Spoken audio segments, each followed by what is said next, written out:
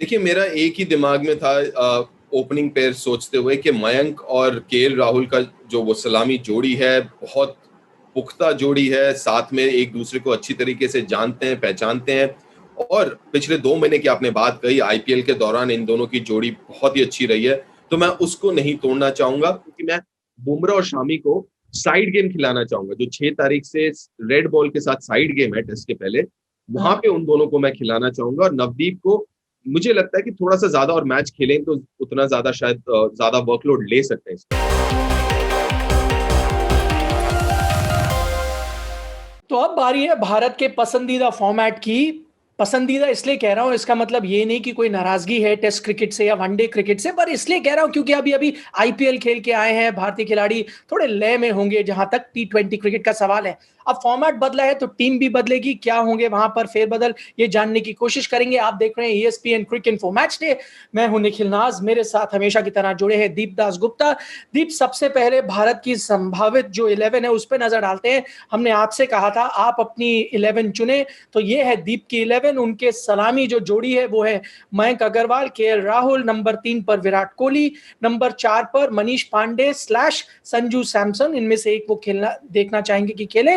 हार्दिक पांड्या आते हैं नंबर 5 पर, रविंद्र जडेजा 6, वॉशिंगटन सुंदर 7, दीपक चहर 8 है, आपके चहल नंबर 9 पर है, नवदीप सैनी और फिर टी नटराजन।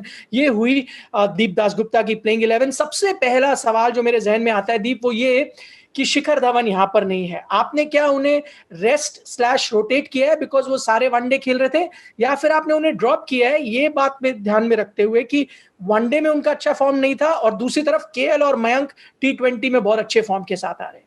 देखिए, मेरा एक ही दिमाग में था ओपनिंग पेयर सोचते हुए कि मयंक और केएल राहुल का जो वो सलामी जोड़ी है, बहुत पुख्ता जोड़ी है, साथ में एक-दूसरे को अच्छी तरीके से जानते हैं, पहचानते हैं और पिछले 2 महीने की आपने बात कही, आईपीएल के दौरान इन दोनों की जोड़ी बहुत ही अच्छी रही है, तो मैं उसको नहीं तोड़ना चाहूँगा। साथ में मयंक को थोड़ा-सा और प्लेइंग टाइम भी देना चाहूँगा टेस्ट मैच के पहले कि चलिए थोड़ा बैट बॉल के साथ जो संपर्क हो, वो अच्छा हो, कुछ रन बने तो बेहतर। और ये एक ऐसा फॉर्मेट है जहाँ पे मयंक ने बहुत ज़्यादा इम्प्रूवमेंट दिखाया, खासकर इस साल के आईपीएल में। हम्म। कुछ लोग आपकी टीम को देखकर ये बोलेंगे कि शायद एक बल्लेबाज कम तो नहीं है, क्योंकि 5 ही बल्लेबाज नजर आ रहे हैं। अगर मैं हार्दिक को मान लूं क्योंकि अब वो एज अ प्योर बैट्समैन खेलते हैं, 5 बल्लेबाज नजर आ रहे हैं, बाकी ऑलराउंडर्स हैं। आप कॉन्फिडेंट हैं इनके साथ? देखिए, मुझे जडेजा बतौर बल्लेबाज भी, जैसे मैंने पहले भी कहा है कि हम्म। उनको मैं प्रॉपर ऑलराउंडर के नज़रिए से देख रहा हूँ। हम्म। तो इसलिए मुझे उन पे पूरा भरोसा है कि 6 नंबर पे, और 6 नंबर पे आपको ऐसा कोई शख्स चाहिए जो आपको बड़े हिट लगा सके, जो आपको जो बड़े-बड़े शॉट से पावर हिटिंग कर सके। तो मेरे ख्याल से इस वक़्त और इस स्क्वाड में जो लोग हैं, उसमें से मेरे ख्याल से सबसे अच्छे कैंडिडेट जो हैं, वो जडेजा ही हैं। साथ में गेंदबाज़ी का भी आपको एक अतिरिक्त विकल्प भी मिल जाता है बॉलिंग का।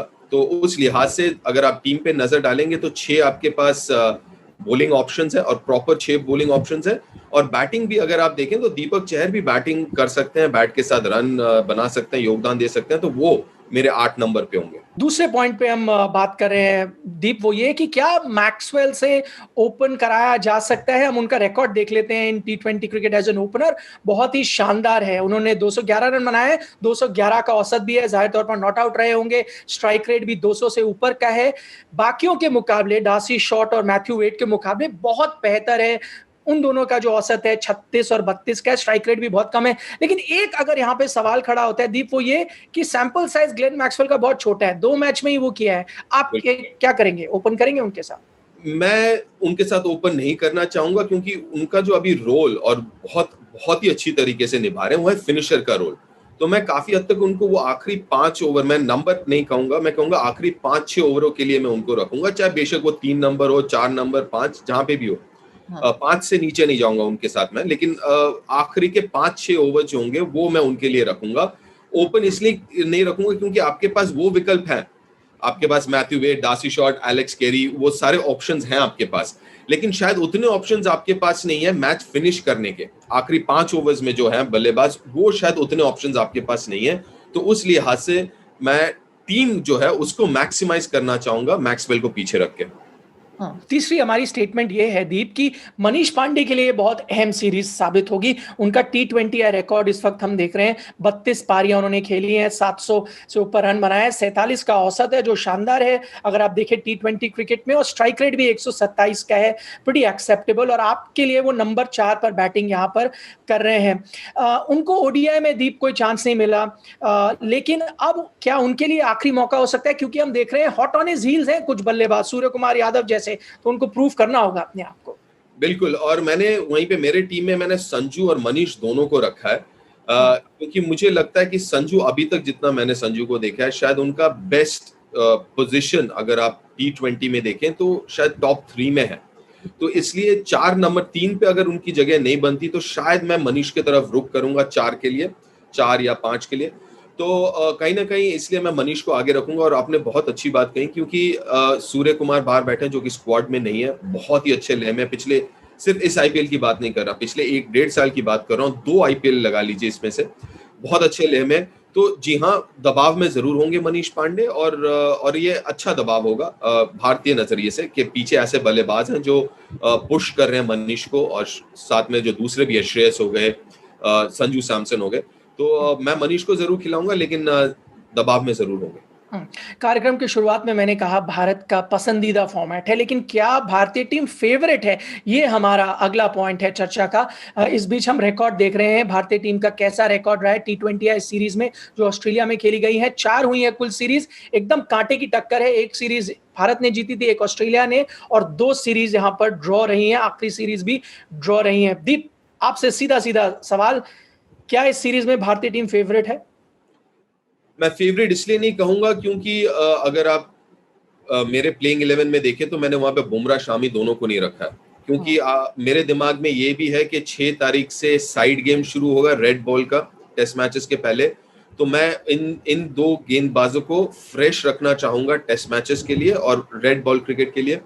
तो कहीं ना कहीं ये जो इंडियन टीम है, मेरे बैटिंग जो है वो शायद बेस्ट बैटिंग इस स्क्वाड में, लेकिन बॉलिंग जो है उसके साथ मैंने थोड़ा सा जो है, आप कह सकते हैं कि मैंने थोड़ा सा कॉम्प्रोमाइज किया है। तो इसलिए उस नजरिए से, और साथ में क्योंकि हम ऑस्ट्रेलिया में भी खेल रहे हैं, उस नजरिए से भी अगर मैं देखूं तो शायद मैं फेवरेट्स नहीं कहूंगा, लेकिन हाँ 50-50 जरूर कहूंगा। मैं ना ऑस्ट्रेलिया को आगे रखूंगा ना ही इंडिया को। तो दीप, बहुत अच्छा किया क्योंकि आपने यहाँ पर बुमराह की बात की, शमी की बात की, क्योंकि यही मुझे अपने अगले सवाल पर ले जाता है, और वो ये है सवाल कि क्या सैनी को पूरी टी20 सीरीज से बाहर रखना चाहिए। इसका जवाब आपने प्लेइंग 11 बनाते हुए ही दे दिया, उनको आपने यहाँ पर शामिल किया हुआ है। उनकी ओडीआई सीरीज हम देख रहे हैं इतनी अच्छी नहीं गई, आपका क्या लॉजिक था उनको खिलाने का? क्योंकि 2 स्कूल ऑफ थॉट हो सकते हैं, एक कि टेस्ट के लिए उनको भी फ्रेश रखें जैसे आप शमी के लिए कह रहे हैं, दूसरा ये हो सकता है कॉन्फिडेंस देने के लिए आप खिलाएं। तो शायद लगता है सेकंड थॉट प्रोसेस के साथ क्या है? जी हाँ, 2 चीजें, एक तो आपने कॉन्फिडेंस की बात कही, और दूसरी बात ये कि अगर आप देखें कि कितनी गेंदबाजी की है, बुमराह और शामी ने काफी गेंदबाजी की है, और इसके पहले भी काफी सालों से गेंदबाजी करते हुए आए हैं, और मेरे हिसाब से वो बहुत इंपॉर्टेंट हिस्सा है बुमराह और शामी टेस्ट क्रिकेट के। तो इसलिए मैं उनको ज्यादा फ्रेश रखना चाहूंगा, बुमराह और शामी को रेस्ट देना चाहूंगा। नवदीप को, क्योंकि एक तो उतना ज्यादा गेंदबाजी उन्होंने पहले भी नहीं किया है, मैं पिछले 5-6 साल की मैं बात कर रहा हूँ, तो इसलिए शायद थोड़ा सा ज्यादा वर्कलोड वो ले सकते हैं। लेकिन कहीं ना कहीं यहाँ पे टीम मैनेजमेंट को सोचना होगा, फिजियो को साथ में रख के, ट्रेनर को साथ में रख के, कि किसका वर्कलोड ज्यादा हुआ है पिछले 3-4 महीनों में, किसको रेस्ट चाहिए। अगर उनको लगता है कि नहीं नवदीप को रेस्ट चाहिए और बुमराह डाल सकते हैं या शामी डाल सकते हैं, उस नजरिए से फिर थोड़े से चेंजेस हो सकते हैं। लेकिन मैं नवदीप को इसलिए जरूर खिलाना चाहूंगा क्योंकि मैं बुमराह और शामी को साइड गेम खिलाना चाहूंगा, जो 6 तारीख से रेड बॉल के साथ साइड गेम है टेस्ट के पहले, वहां पे उन दोनों को मैं खिलाना चाहूंगा। और नवदीप को मुझे लगता है कि थोड़ा सा ज्यादा और मैच खेलें तो उतना ज्यादा शायद ज्यादा वर्कलोड ले सकते हैं इस बार। ये तो बात हुई दीप उन खिलाड़ियों की जो बेंच पर बैठे होंगे। मैं एक खिलाड़ी के बारे में चर्चा करना चाहता हूं जो बेंच पर भी नहीं है, शार्दुल ठाकुर। एक मौका मिला ओडीआई क्रिकेट में, अच्छा परफॉर्म किया, अब व्हाइट बॉल सीरीज ही जारी है। मैं कुछ रिकॉर्ड देख रहा था, पिछली जो टी20 सीरीज हुई न्यूजीलैंड, बावजूद इसके वो अपना नाम नहीं पाते टी20 सीरीज में। इस वक्त शायद वो फ्लाइट पकड़ के वापस आ रहे होंगे। क्या कहेंगे इस चयन को लेकर? देखिए, उन्होंने अच्छी गेंदबाजी भी किया आईपीएल में, और मैं उनको जरूर इसलिए भी रखता कि अगर वो टीम में होते ना तो मैं शार्दुल को खिलाता, नवदीप को भी रेस्ट देता, फिर मैं नवदीप को भी 6 तारीख वाले मैच में रेड बॉल के साथ मैं उनको भी रेस्ट देके वो मैच खिलाता, क्योंकि अभी मैं स्क्वाड की तरफ आप रुख करें तो आपके पास वैसे विकल्प और है नहीं। वहीं पर अगर शार्दुल होते तो विकल्प भी रहता, और अच्छे विकल्प, ऐसे जैसे आपने कहा उनके आंकड़े देख ले और आईपीएल में भी देख ले तो अच्छी गेंदबाजी की है। ऐसे गेंदबाज जो पहले 6 में भी डाल सकते हैं, डेथ में भी डाल सकते हैं। तो कहीं ना कहीं मुझे लगता है उनका भी हो, अगर वो रहते स्क्वाड में तो उसमें भारत का ही फायदा होता, टीम मैनेजमेंट को ही फायदा होता, और मेरे टीम में भी होते, क्योंकि जैसे मैंने कहा फिर मैं नवदीप को भी 6 तारीख के साइड मैच के लिए फ्रेश रखता। बहुत बहुत शुक्रिया दीप, इस पूरी जानकारी के लिए, अपनी राय के लिए। आप देख रहे थे ESPN क्रिक इन्फो मैच डे। अब हमारी निगाहें हैं T20I सीरीज पर।